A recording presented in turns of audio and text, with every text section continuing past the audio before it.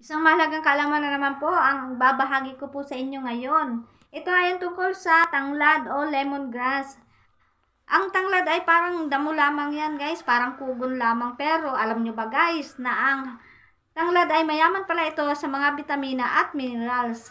Ito ay may vitamin B1, B2, B5, B6 at marami pang iba. At idagdag pa natin guys ang potassium, manganese, iron at calcium.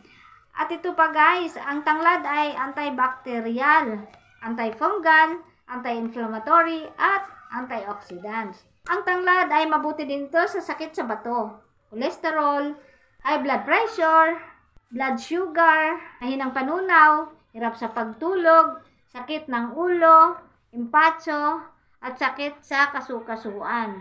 Ito ay nakatutulong din sa ating brain and nerve function. Ayan guys, ang tanglad ay anti-inflammatory. Nakatutulong ito para makaiwas sa pamamaga at kirot na dulot ng arthritis. Hirap ka ba sa pag-ihi? So ito na guys, magpakulo ka lamang guys ng tanglad. Makatutulong itong ilabas ang mga toxin sa katawan. Ito ay may taglay na diuretic na o pampaihi, kaya malaking tulong po ito sa may mga sakit sa bato. Sa paggawa naman ng lemon tea ay magpakulo lamang ng 2 hanggang 3 tangkay. Pakuluan ito sa 2 hanggang 3 basong tubig sa loob ng 5 hanggang 10 minuto at inumin maghapon.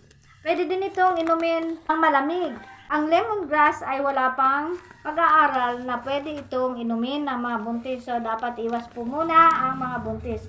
Ang katas ng pinagkuluan guys ng lemongrass ay pwede din itong gawing pang-spray sa lamok. Mas maganda po ito dahil ligtas po ito sa mga bata.